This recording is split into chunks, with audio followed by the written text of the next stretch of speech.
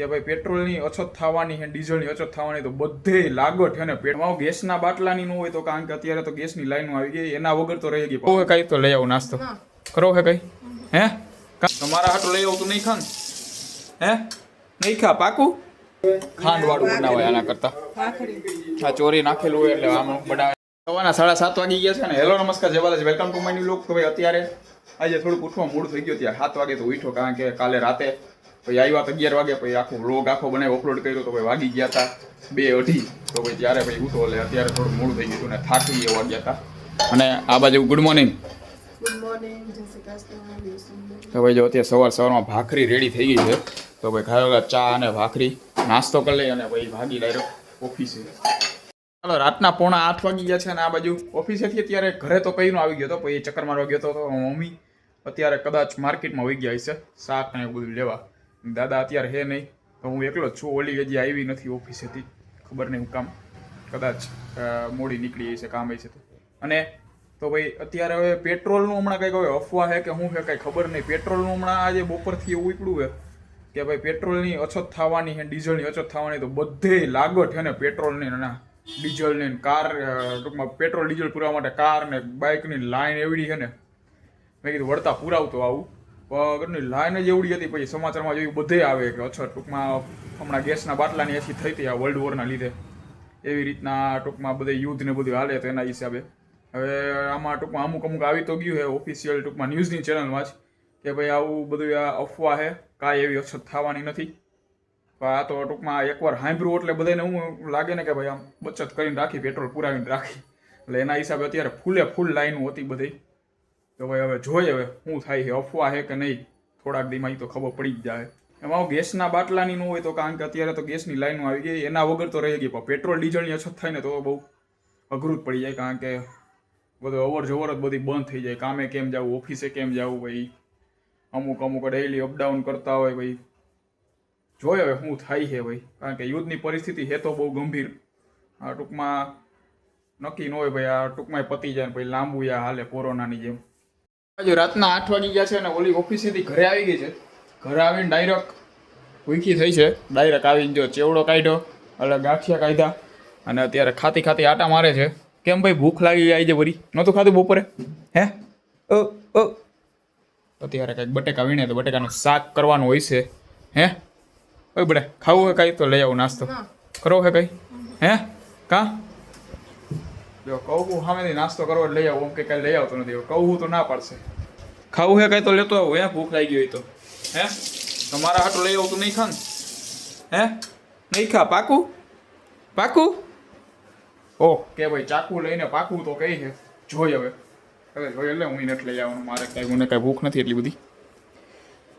સીધા ગાંઠિયા ને ખાઈ છે જો એક દાણા ત્યાં શું થાય આમ ડાયરેક્ટ આમ બુકડો ભરીને આખું હોઈ જાય એવડું મોઢું હોય તારું.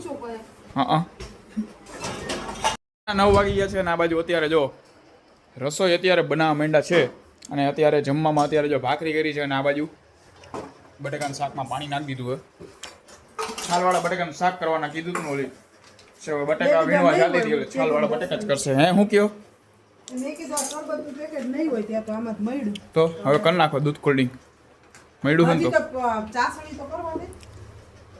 તો કરી નાખો દૂધ કોલ્ડ ડ્રિંક. એમ કહું તે ક્યારનું પડ્યું હશે, દિવાળી પહેલાનું. એમાં જોજો એલી એક્સપાયરી ડેટ વહી ગઈ છે હોય, એમાંય ડેટ જ હોય. શું ન હોય આ હા તો 8/2026 જો આવતી દિવાળીએ મળ્યું હોત તો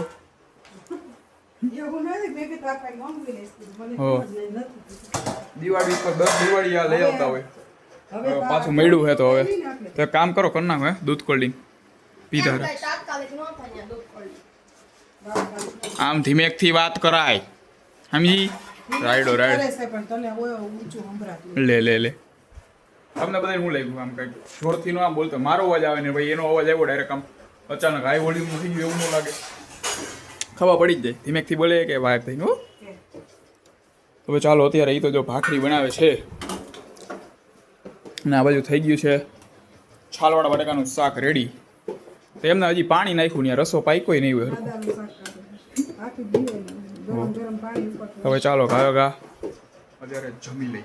હવે જમવાનું જો રેડી થઈ ગયું છે. આ શાક તો હતું અને બપોરનું અત્યારે દૂધી દાળનું શાક પડ્યું હોય.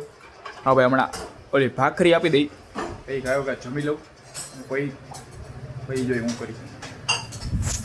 તો ચાલો અમારે તો અત્યારે જમાઈ ગયું છે. અત્યારે કાંઈ કામ બનાવે છે આ શું નાખ્યું આવું ચૂરમું બનાવ ગોળ ને ઘી.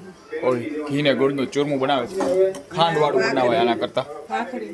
આ ચોરી નાખેલું હોય એટલે આમ બનાવે છે ઘી ગોળનું ચીરું. નો ભાવ તને એકને ભાવ. ઈ મજા આવે ખાંડ વાળું. ઓલી જો જમીન આરામથી બેહી ગઈ છે.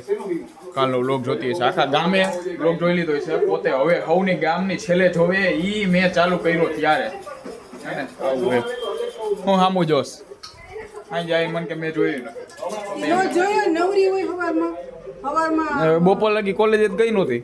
બપોર કોલેજ નો ગઈ કામ ન હોય ઘરનું એટલે શું કર્યું તું કામ? કચરા પોતા પછી ભાખરી ખાધી ગાંઠિયા લેવા 10 વાગે ઉઠી 10 વાગે ભાખરી કરી ગાંઠિયા લેવા. હા ભાખરી ખાધી ને ગાંઠિયા લેવા ગઈ. બે લઈએ ફરકાય છે ભાખરી ખાધી ગાંઠિયા લેવા ઈ ખાધા પછી બીજું અને ભાઈ પછી થોડીક વાર ત્યાં તો જમવાનો ટાઈમ થઈ ગયો છે ભાઈ બપોર જમી છે. થોડીક વાર પછી એને ફોન જોયો અને પછી પોતા કર્યા. હા તો ફોન જોયો ત્યારે એને વ્લોગ જોયો કે નહીં? નાઈને પછી આવીને હા તે ફોન જોયો ત્યારે જ વ્લોગ જોવાનો હોય સમજ્યા? હગી બેન થઈને નથી જોતી વ્લોગ. વાતો કર્યા એમાં ઘી વધારે નાખ્યું તો ભાઈ પપ્પાની આવ્યા હતા કાલે બપોરે 12-1 વાગે આવ્યા હતા ઘરે કારણ કે એ સવારે પછી કોઈ ગયા હતા કંઈક 7-8 વાગે. તો થાક્યા હતા કે નહોતા થાક્યા? તમને કહું હું થાક્યા હતા કે નહીં? હે હે નહોતા થાક્યા? હુતા હતા કે ન સુતા બપોરે? 2-2:30 વાગે ઉઠ્યા હતા 4 વાગે. આવું ભાઈ પહેલી વાર જતા હોય ને એને પછી થાય કારણ કે એને ઉધરસો આવવા માંડી વળી. ભાઈનો છોકરાની અક્ષયની તો કહેતા એને તો વળી કંઈક મજા નહોતી કંઈક હાલીને વિચાર શરીર થોડુંક આમ વધારે હોય એટલે પછી થાય એવું. આને લઈ ગયા હોય તો હાલીને ઓય તો હાલી હાઈ હું ગયો હોત તો શરીકે થાયકો ન થઈ ગયા સમજી ગઈ શું કહો તો અત્યારે લોક જોવે તો કઈ હે ને આમ પડશે નહીં પતે પછી પાછું ચાલુ. હવે ચાલો રાતના 10:30 વાગી ગયા છે ને કાલે તો આવા ટાણે ફૂલ થાકી ગયા હતા. આ જો આવી રીતના જેમ આવડિયા હુતી છે ને એવી રીતના જ ડાયરેક્ટ આવીને પૂજાનું મન થતું હતું. કાલે તો આવા ટાણેથી રસ્તામાં હતા એટલે બહુ મૂકવા જ આવ્યા હતા. ઘરે કોઈ પણ નથી. આખા 11:30 જેવું થયું.